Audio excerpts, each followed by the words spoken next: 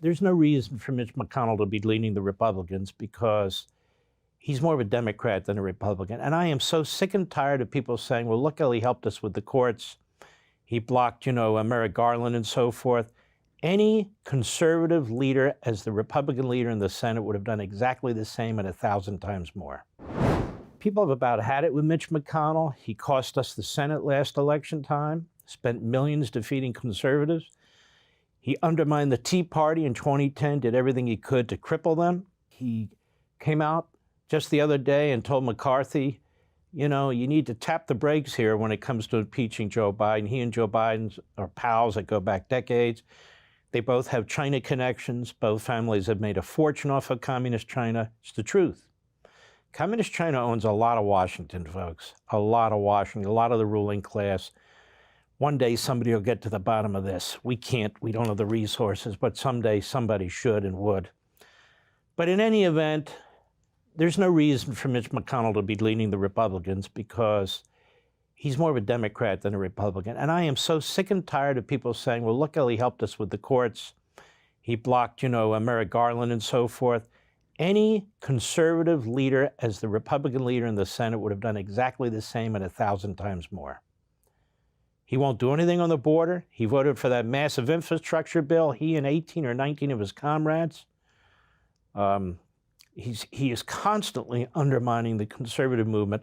And at this point, the conservative movement is the only movement that's protecting this republic, period. Anyway, let's take a look at this that happened on August 5th, just around the corner. Go. I just told David Beck his introduction is longer than my speech. Elaine and I are really excited to be back at Fancy Farm on behalf of the strongest Republican team we've ever run in our state. Stop there. He has iron-fisted control over the Republican Party in Kentucky. This is a man who backed Ford against Reagan in '76. Just so you know who we're dealing with here. This is a man who never supported Trump. Look, I was originally a Ted Cruz guy. Ted lost fair and square, and I moved to Trump. He never did. He's a bad dude. He got his wife an appointment at the Transportation Department. His family has a cozy deal with the Communist Party regime in China to move freight by ships. Freighters. Almost a monopoly he has on that. So his in-laws have made tens of millions of dollars. He's worth tens of millions of dollars, and he has spent his entire life in government. It's just like Biden. So of course he doesn't want an impeachment inquiry into Joe Biden. It's funny how it works, isn't it? Impeachment on Trump twice, criminal investigations on Trump with the Democrats, the coup efforts, the undermining efforts, the sabotage efforts. That's good politics.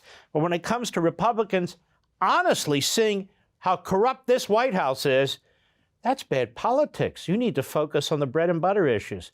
We need to focus on both.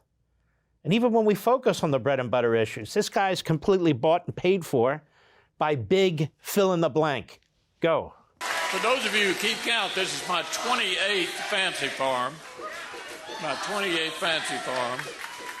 I want to thank Father Venters and Stephen Elder for finding a way to keep Fancy Farm going, even with pork prices going through the roof. Thanks to the Kentucky State Police and local law enforcement who are keeping folks safe this weekend. Now, here's the challenge for the police. They're yelling, lost the Senate. And then they're also yelling, resign. Notice he just talks through it like it's no big deal. Because in Washington, now he's in Kentucky, but in Washington, they dismiss people like you and me. We're just a loudmouth bunch of raunchy, extremists. No, we are the Republican Party to the extent we want to be. Go ahead. Here's the challenge for the police. With the shutdown governor in charge, I'm sure state troopers are just glad to be on church property without having to tag license plates. My friends, I'll be honest, it's not hard for Republicans to look good these days. we're up against the folks who gave you record high inflation. Excuse me. This guy acts like he hasn't been in the Senate. He's been in the Senate for longer than most of our kids were born. The bottom line is he did nothing to help stop inflation. He voted for one of the big inflationary bills, the so-called infrastructure bill. He stuffed a whole bunch of stuff in that bill for himself and his own state. In other words, pork barrel. Pork barrel, that's what he does. That's what he did. He always undermines the Republicans when they're threatening to shut down the government if they can't get the spending under control. He's the first one that jumps in with the Democrats and says, well, I can't default on a... Hello, do you want to go to your office? Anyway, go ahead. Folks who closed schools and then told you that teachers' unions know what's best. Does anybody remember Mitch McConnell during the pandemic speaking out about anything? Challenging the closing of schools? He never did a thing. He just went along with it. Now he talks about it. Did you know this is his 28th fancy farm picnic? Do we care? Go. For your kids, we're up against folks who'd rather let repeat offenders walk free than get tough on crime. I'm glad Governor Beshear finally decided to come to Fancy Farm. It's been the first Saturday in August for 143 years. But Andy only seems to make time for you all when he's staring down Election Day. Folks, this man is not qualified anymore to be a senator, let alone the leader of the Republicans. He's not with it. Joe Biden's not qualified to be president. He's not with it. Even all the other issues, he's not with it. I mean, Biden's 80 years old. This guy's 81 years old. They won't give up power. They play the system. The special interests own them so they can get what they want out of them. The radical left owns the Biden administration. They get what they want out of him, so they don't want him to leave. It's just incredible. And then you look at a guy like Fetterman, who should have never been elected. The media covered up for this guy. The guy can't function. He just can't function. You look at Feinstein. She's hanging on to the bitter end.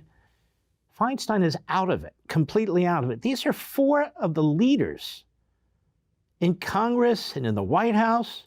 Enough is enough already. She's 90. This guy's 81. Biden's 80. Fetterman obviously had a stroke that had an effect on his ability to function. You look at this. You look at Nancy Pelosi hangs on. She's 81 or 82. Vicious and vile right to the last second. This is the greatest republic on the face of the earth, or at least it was. Want to see more? Sign up for Levin TV.